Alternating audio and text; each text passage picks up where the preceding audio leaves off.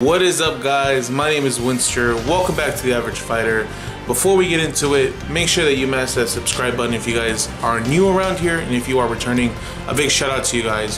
For everyone to know, there is a 500 sub goal. Remember that, guys. Once we reach that 500, we're going to be doing a giveaway. I'm already setting my mind to a couple of things, so make sure that you guys do subscribe to the channel. Also, I am streaming a shit ton more right now, and I'm streaming like DBZ, Marvel. So if you guys want to tune in, is at Evil Wenster. Also, you guys want to hit me up on Twitter, I'm also at Evil Wenster there as well. Now let's go ahead and get into today's discussion video. Welcome back, guys. You already know what it is. Today we're going to be talking about your certain type of playstyle, and this is only adding on to the previous video that I did, understanding your normals and your special moves. Once you do get everything down and understanding how far your certain normals reach and how far your super moves go or your moves go, it's really time to start picking your actual playstyle. Now I really think this could go about two ways, and either way is a really good choice, and these are going to be the most optimal. Again, you know, this is once you start understanding how certain things work in the game, you understand the game mechanics, the playstyle. So today we're really going to be focusing on zoning or turtling or defensive play. We're going to be talking about the pros and, you know, the pros of it, the cons of it, and, you know, my personal take on it. So first and foremost, let's get started on what's so beneficial about playing defensively. Now, playing defensively slash zoning, you gotta have some tools with it, man. You just can't go in there and just hold block all day and just not play the game. You wanna have some characteristics. Strong neutral or strong normals, great projectile game, really good pokes, and you have to be able to block. Those are the four characteristics. First and foremost, blocking. You gotta block in a lot of the games. A lot of these games nowadays, like DBZ, Marvel, even Street Fighter 5, are really hard when you're getting a press. You have to be able to take a throw. You have to know what's high, what's low, what's safe, what isn't, so you can start punishing. So if you're gonna be downloading your opponent while you're doing this, you also have to be fully aware of that. But you do get to download your opponent, see how they're playing, understanding what isn't safe on their end and what isn't if you don't know the matchup, and just playing it as it goes and not getting too antsy. Because personally, when I play defensively, I get really antsy and I don't know what to do with the stick, and that's going to lead you to losing. So you definitely want to make sure that you got your nerves down, and you just start reading and start, you know, playing the game.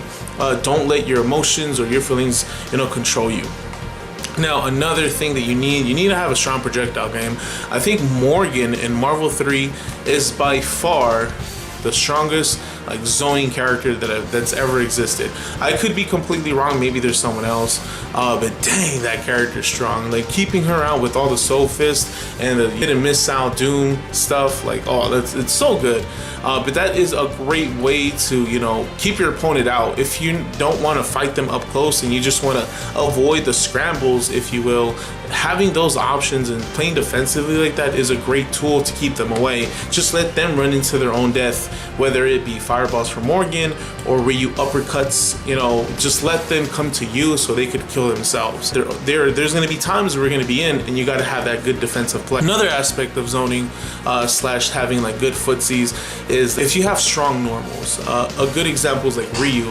If they jump in, you short you or just uppercut, or if they're like to medium range to two, maybe 1.5 character lengths away, you definitely want to be pushing the medium kick, the standing medium kick at that, to be able to push them away, or the crouching medium kick. Those are really good options because you can cancel into them. You could get a hard knockdown off of them. So as long as you keep that going and understand your normals and understanding your range, so this ties into the other video, understanding your normals and the range, you'll be good. They're not going to be able to come in at you. Now, playing defensively or zoning or, you know, spamming, if you will, does come with the negative connotation. Now, putting it all together, like I said, this video also ties in with the previous video that I did, understanding your normals and your special moves. Playing defensively or zoning, no one likes someone who's just running away or you know, running away or spamming. You've seen the messages on people's Twitch whenever they're playing, oh, you just ran away. Yeah, it comes with that, guys. You don't want to play the scrambled situation. You don't want to get out of there. You don't want to play that, so you want to choose an option to get out of there or just stop it from happening entirely. Playing defensively is really fun. I think if you're good at it and, you know, you got the right character for it, by all means, you know, play what you like at the end of the day. But I think playing defensively is the best option. Personally, I'm more of an aggro player. I like to go in. I don't have the patience or fortitude to play defensively because like I'll break. Like I have terrible defense. That's why I always have to be going in. And it just doesn't fit my personal play style. But watching Chris G, watching Ryan LV, they go from defensive to offensive really, really quick. So if you got that type of play style, or if you got that character that gives you the ability to play like that, that's really, really great. You're downloading your opponent, keeping them away, letting them kill themselves, and have strong buttons. And then when it's your turn to play, you play, and you have really good options as well when it comes to mix-ups, overhead, what combos, what's safe, what isn't. And then you could just transition right back into defensive and keeping them away.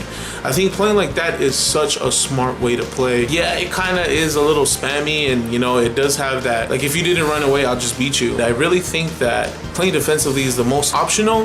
And you know, letting your opponent kill themselves, that's just my 2 cents in on it, guys. So just a quick recap: strong normals, good projectiles, you got to be able to block, and good pokes. Definitely once you master all that and you pick the right character, I think that's definitely going to help you out. I think those 4 characteristics are much needed in that type of playstyle, defensive / zoning. I definitely want to know what you guys think. What's your playstyle? What are your characters that you play in that specific playstyle?